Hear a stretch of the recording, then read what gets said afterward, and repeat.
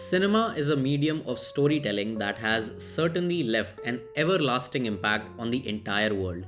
It has proved to become a global avenue for showcasing varied dimensions of imagination and creativity.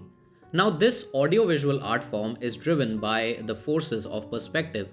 Every film invites us to explore a new perspective, a new way of looking at a particular aspect of life, a new way of understanding the functioning of the world around us, a new way of realizing the truth about human relationships. Perspective is the basis of curating a narrative.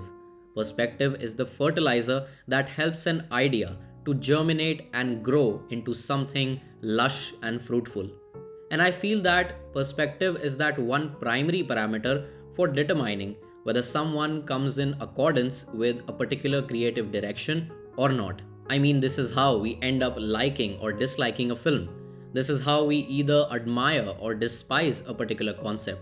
And this is the reason why we either praise or criticize a filmmaker. Today, we are going to talk about a film that presents a multi layered perspective on cinema. A film that tries to bring together different thoughts about the existence and progress of this art form in our country. And this is a film that tends to bridge the gap between the real and the real world by presenting a metaphysical question. What if a thrilling piece of fiction becomes your harsh reality? Let's take a deep dive into the world of AK vs. AK, which is streaming on Netflix. Written by Avinash Sampat and directed by Vikramaditya Motwane, AK vs. AK invites the audience on a journey to explore the world of cinema with three different perspectives. We have the perspective of a film director, an actor, and the audience. Let's first explore the perspective of the film director, because ultimately, every film that you watch on the big screen is from the perspective of a director. This film director has received worldwide recognition for his creative endeavors in the world of cinema. He is widely regarded as a visionary filmmaker who is never afraid of conducting narrative experimentations and is determined to showcase something extraordinary every time. His films have been awarded with immense appreciation by audiences across the globe and now belong to the category of cult classics. He has been a constant supporter of the new age of cinema and has promoted every project that aims to empower the world of storytelling.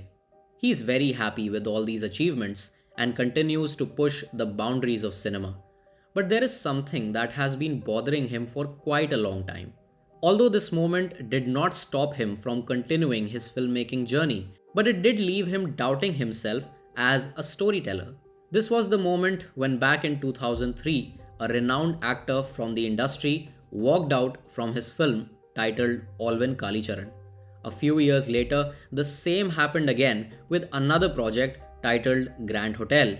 After these two unfortunate events, this film director became furious and started feeling like a mistrusted member of the film fraternity.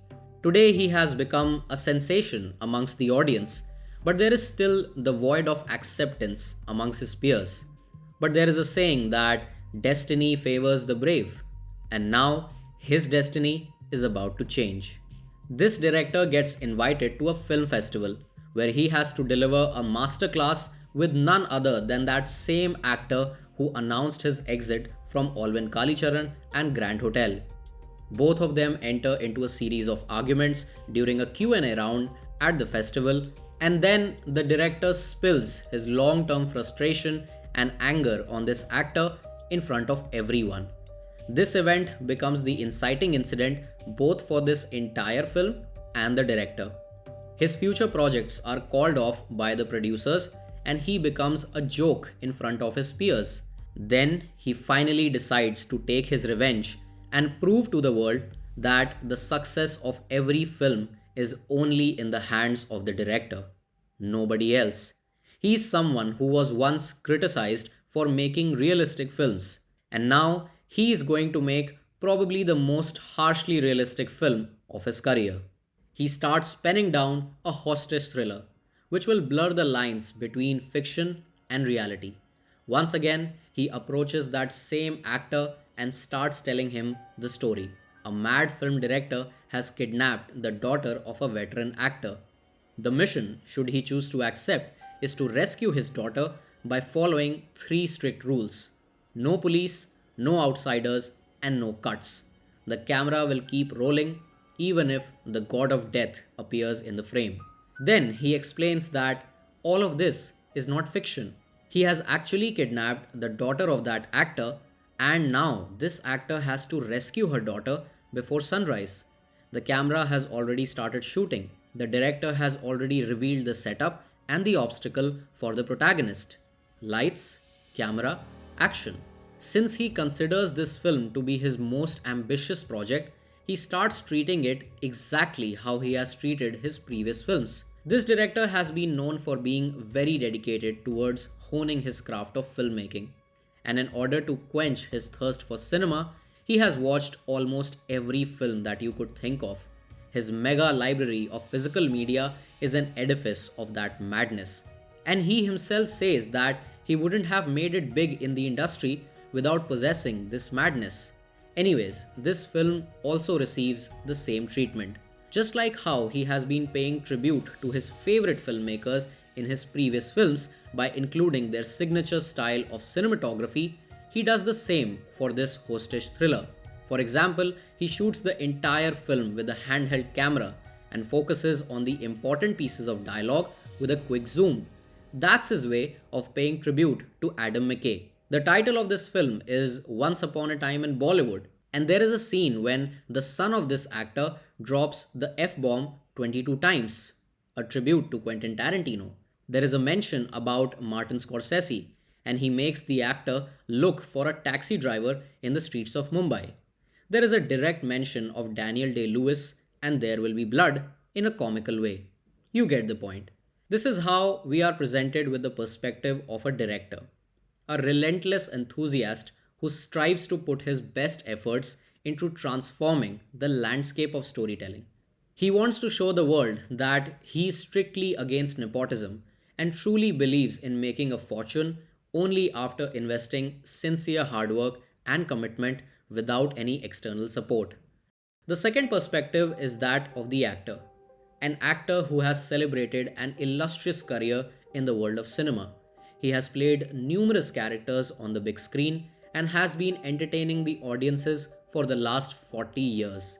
His dance moves have become iconic. His evergreen personality has always been the talk of the town. For him, age is just a number. But for the audience, his age is now a big number. This actor has never shown any signs of slowing down in his career. He is still as energetic as he was during his early days in the industry. But it seems that now the audiences have started to forget him. He has won 6 Filmfare Awards and his movies have garnered great numbers at the box office. His talent has also taken him to the streets of Hollywood. But his larger-than-life persona is now being pushed back by the new age of cinema. His evergreen personality has now started to lose its charm. Nevertheless, he considers himself a living legend. But in order to retain his relevance, he decides to make up for his mistake. He is invited for that same film festival where he will deliver a masterclass with that same director.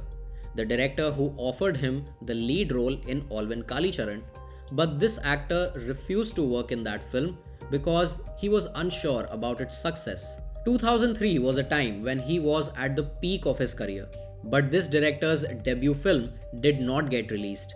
So the actor didn't want to ruin his streak of giving super hit films at the box office. Hence, he walked out of this project and did the same with Grand Hotel. But things didn't turn out according to the plan. And you know what happened at the festival. Both of them got involved in a conflict which ended up being a wetty affair. But it was just like that scene from Singham. कुछ भी करने का, लेकिन जयकांत का ego hurt नहीं करने का. But here the situation got worse. Not only his ego was hurt, but his relevance in the industry was being questioned in front of the world. And now was the time when he decided to orchestrate a master plan to defame this director and prove to the world that he still knows how to act. He still knows the audience better than anyone. He is still an iconic figure in the world of cinema, and the success of every film is only in the hands of an actor. nobody else. The assistant of the director who was shooting the documentary becomes an important member of his plan. She becomes the fraud character in the story. Firstly, she ideates the entire script of this hostage thriller with the director, and then she shares all the details with this actor. Her character becomes the channel to bridge the gap between fiction and reality.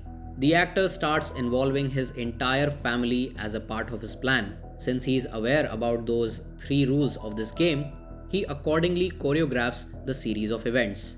He wants the director to believe that everything is happening as per his script, but it's the actor who has taken the charge of everything that happens in this film. And this is exactly what he wants to establish with this stunt. Only an actor can decide the success of a film. Every scene where he is made to feel helpless, and those situations where he begs everyone to help him find his daughter, all of this is just a setup to show off his acting prowess. And finally, we have the perspective of the audience, who is the ultimate decision maker. The audience holds the keys to both the success and the failure of a film.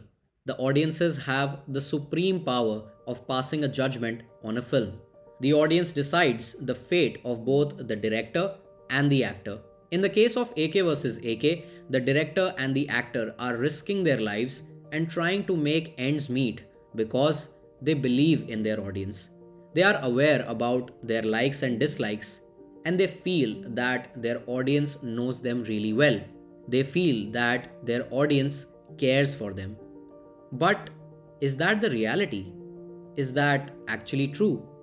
Well, maybe not. Maybe they just want to be entertained at all times. Maybe they don't care about their personal issues or midlife crisis. Maybe they are not even able to properly recognize them. Yes, they do support their work and they do get really happy when they get the chance to meet such personalities in person. But first, let them take a selfie. Because maybe it's just about clicking that one picture.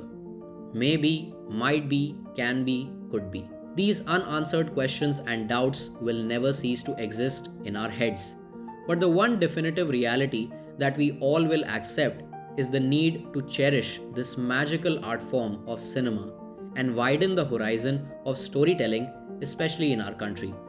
AK vs. AK is a cinematic testimony to the fact that we all need to expand the scope of cinema in our country.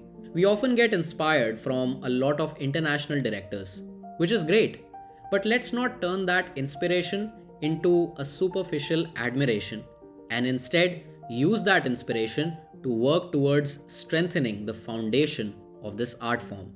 So guys, now it's time for you to tell me your thoughts about AK vs. AK, and I will see you soon in the next video. Till then, my name is Porush. Thank you so much for watching. Long live cinema. You can support this channel by hitting the red subscribe button and press the bell icon so that you don't miss any updates.